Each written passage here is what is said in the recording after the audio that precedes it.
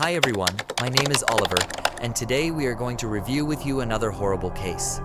Don't forget to subscribe to the channel and click on the bell. The tragic story of the Rose family is considered one of the most bizarre and confusing crimes committed in America in recent years. This case struck investigators not only by its cynicism and cruelty, but also by the fact that the victims and the alleged perpetrators were close relatives. Despite the fact that many years have passed since the crime was committed and the perpetrator has long served his harsh sentence behind bars, there are still many questions and white spots in this story. Many still do not believe in the fairness of the court's verdict. Now let's get down to business. It was an ordinary average family living in a provincial suburb of Bristol in the state of Tennessee and had never been on the radar of law enforcers before. The family was headed by elderly couple Curtis and Lena Maria Rose, who had lived together for over 40 years. They had 2 grown daughters and 6 grandchildren, but we will only look at those family members who were directly involved in this high-profile case. So, at the time of the crime in the house and the surrounding area were the elderly owners themselves, Curtis and Lena Maria Rose. Their eldest daughter, 39-year-old Tosha Milhorn, with her husband James and 6 children. 2 of the children were Tosha and James's shared children, while the other 3 children were their heirs from a previous relationship. Also present in the house was a neighborhood girl who stopped by to play with them. It is worth noting that Tosha and James and their children lived at Tosha's parents' house for about 2 months, as their own home was undergoing renovations at the time. Later, another key player in those events, 19-year-old Seth Denton, arrived at the house. He was Tosha's eldest son, but his relationship with his mother and stepfather was strained, to put it mildly, and they avoided communicating with each other in every possible way, and their last meeting ended in tragedy. According to neighbors, the Rose couple was quite happy and prosperous. Their daughter Tosha was also happily married to James, who worked as an auto mechanic and was fond of restoring vintage cars. It was the Rose couple's family home that was the scene of the carnage. Police officers who arrived on the call later dubbed it the worst crime scene they had ever seen and the bloodiest in the history of their quiet county. The bodies of 2 women, Lena Maria and Tosha, a mother and daughter, were found in the house, shot almost point blank. Tosha was in a chair at the dining room table, and her mother was lying on the floor between the table and the refrigerator. Also lying on the doorstep of the house was the critically wounded James, Tosha's husband, who was quickly rushed to the hospital.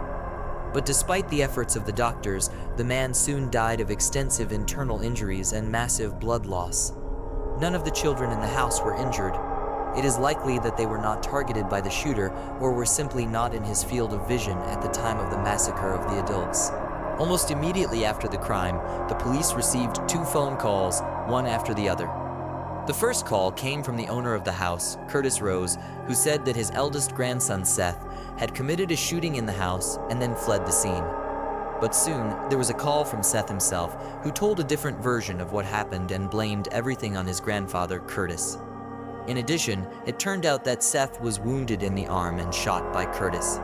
However, he did not deny it, saying that he was trying to detain his grandson and not let him escape from the scene of the massacre. The alleged killer, Seth Denton, was arrested in the hospital where he sought medical help in connection with the wound. Then the investigation was to restore the chain of tragic events and find out what really happened in the house of the Rose family. Surprisingly, but for the basis of the investigation was taken only one version, and the second version was taken seriously only a few years later. On August 29, 2015, around 6:00 in the evening, residents of houses located near the scene of the crime heard a series of gunshots. No one paid much attention to it, as there were forests around where hunting of wild animals and birds was allowed. Later, one of the neighbors noted that he was a little alarmed by the number of shots and then the silence, but he did not consider it a good reason to call the police. Another neighbor testified at trial that in addition to the gunshots, he heard screaming and went out on the porch of his house to see what was going on. At that point, he saw a young man running down the path from the neighbor's house to a car parked by the road. He was being chased by another man, but because of the trees by the road, the witness had a poor view of what was happening. He only saw the guy jump into the vehicle. Then 2 shots rang out, and then the car sped off. Just a few minutes later, neighbors heard the wailing of sirens and saw police cars and emergency vehicles starting to arrive at Rose's house, and soon an air ambulance helicopter landed on the lawn outside the house, arriving to pick up James, who was still alive. Everything that was happening resembled the shooting of some movie, and none of the eyewitnesses did not understand what happened. Arriving police officers were met by the elderly owner of the house, who was holding a firearm, and another gun belonging to him was later found in his bedroom. Curtis told his version of events, which was taken as the basis of the investigation and was long believed to be the only one. According to Curtis, there was nothing to pretend trouble that day. In his and his wife's house visited his daughter with his son-in-law and grandchildren, as well as a neighbor's child who came to play. He himself was tinkering in his trailer in the backyard of the house. He heard the sounds of gunshots, but like most neighbors, he didn't pay much attention to it, thinking it was hunters in the woods. Suddenly, his oldest grandson, Seth, appeared at the trailer, arriving unannounced and looking very excited. The young man said there had been some kind of tragedy and asked him to call emergency services immediately. Curtis followed his grandson into the house, where he immediately came across the dead bodies of his wife and daughter. Curtis immediately thought of the children in the house. They were in the other room, frightened, but none of them were hurt. He took them to the back of the house and locked them up so they wouldn't see the horror that was going on in the house. While Curtis was calling emergency services, he saw his grandson hurriedly leaving the house and running toward the road. The homeowner drew his gun and began to chase Seth, believing that he was the killer. As Seth jumped into the car, Grandpa fired 2 shots. One bullet shattered the rear window without hitting the driver, and the second bullet hit Seth in the left shoulder. Despite the injury, he managed to get away, but after reaching the nearest house, Seth stopped to call the police and report what had happened. The local sheriff who was investigating was puzzled. The picture of the crime looked so strange and illogical that similar cases simply did not exist in his memory. In a breaking news report, he said that the investigators had a difficult job ahead of them to reconstruct the whole picture of the crime. After the arrest of Seth Denton, it was necessary to establish the motive why the young man had treated his family members so cruelly, and most surprisingly, such a motive was quickly found. Seth was the eldest child of his mother Tosha, whom she had given birth to in her early youth. Her relationship with the boy's father did not work out, and her son's upbringing was mostly handled by his grandparents, while the young woman settled her personal life. Also, according to some reports, Tosha suffered from bipolar affective disorder and periodically went to the clinic. Most likely, her son could also inherit this disease. Since childhood, the boy had a strong resentment towards his mother, whom he hardly ever saw. With age, this feeling turned into hatred, about which Seth often told friends and relatives. After graduating from school, the guy decided to go to serve in the army, and a year later, returning home, he again settled at his grandparents'. However, soon the young man decided that he wanted to start an independent life and moved to the city, where he rented a small apartment with his friend. He got a job at one of the local fast food restaurants, but shortly before the tragedy, the guy was fired. Family and friends spoke positively about Seth, noting that he never had any violent tendencies, did not run with bad companies, and never broke the law.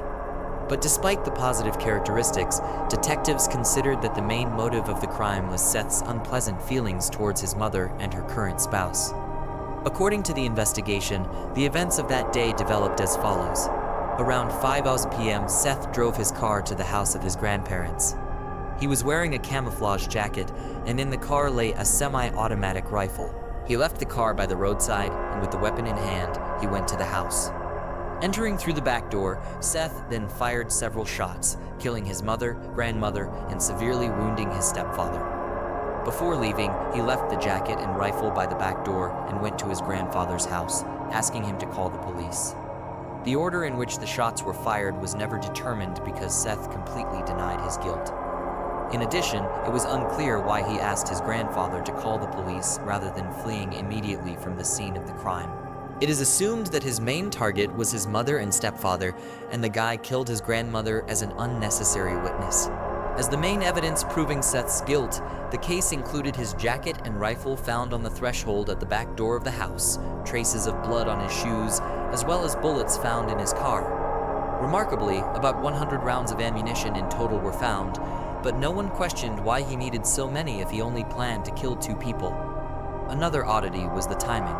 According to the grandfather, after he and his grandson entered the house where the terrible picture opened before his eyes, Seth hurriedly left the scene. Curtis himself found and took the children to safety, called the police, pulled out the gun he kept, and after all this, managed to catch up with his grandson and shot him twice. It was not until 2016 that the young man presented his version of what happened in court, which no one had previously considered. For some reason, according to Seth, he has always been very close to his grandparents, who raised him, but meetings with his mother he avoided by all means. As a teenager, he often went to shooting ranges with his grandfather, and it was his grandfather who encouraged him to join the army. On that fateful day, Seth called his maternal Aunt Amanda, his mother's younger sister, and said he was going to visit his grandparents, but didn't want to meet his mother there. The woman did not know that Tosha and her husband were visiting her parents, so she assured Seth that he could go without fear of crossing paths with his mother and stepfather. Amanda confirmed that information in court, noting that her nephew couldn't have known that Tosha and James were at Rose's house. Seth had hoped that he and his grandfather would go to the shooting range, and that was the reason he had brought a rifle with so many rounds of ammunition. He drove up to the house, got the gun, and went straight to the trailer where Grandpa usually worked. There his grandson showed him his rifle, and they had a little discussion about it. Curtis then headed for the house without letting go of the rifle, and his grandson followed him. Seth knew that his grandfather had a gun and expected him to follow him, and afterward they would shoot targets together. However, when Curtis entered the room, he immediately opened fire, and the people in the room did not even have time to realize anything and did not try to run away or hide. According to Seth's lawyers, Curtis may have had a temporary insanity during which he killed members of his family, but this version seemed untenable, so it was not considered initially and marked in court. Although on the clothes and shoes of an elderly man also had traces of blood of the victims, he for some reason from the very beginning was not even included in the number of suspects. The young man in the dock was facing the capital punishment of death for the premeditated triple murder of his family members. His grandfather had been a key witness in the case from the beginning, and despite the fact that he had openly stated that he was prepared to kill his grandson that day, the court found such behavior justified. Curtis Rose was not taken to the station or questioned as a suspect, and his version of the events of that day was accepted as the only true one. In addition, many details and inconsistencies were simply overlooked, and Seth's version was not even considered until a year and a half after the crime. Most of the physical evidence did confirm Curtis's words, but what was out of the picture was somehow ignored by the investigation. The main argument in court was that Mr. Ken Rose had no obvious motive for killing his wife, daughter, and son-in-law. The version of temporary insanity seemed far-fetched and untenable. The trial lasted more than a week, during which time nearly 200 pieces of evidence were presented, and dozens of witnesses, including neighbors, relatives, and family friends, were heard. The grandfather and grandson's testimony completely contradicted each other, and it was obvious that one of them was lying. The jury deliberated for several days. They admitted to being severely exhausted emotionally and physically, but when it came to a verdict, they unanimously stated that they had no doubt that the defendant was guilty of each of the counts charged. Thus, Seth Denton was found guilty of triple murder. But after a detailed review of all the evidence and circumstances of the tragedy, the court decided to exclude the death penalty from the possible punishments, changing the sentence to life imprisonment without the right to parole for at least the next 50 years. The convict himself never admitted his guilt. He is currently serving his sentence in a Tennessee prison. As for the orphan children of Tosha and James Milhorn, they were left in the care of other family members, including their Aunt Amanda and grandfather Curtis. Thanks for watching, guys.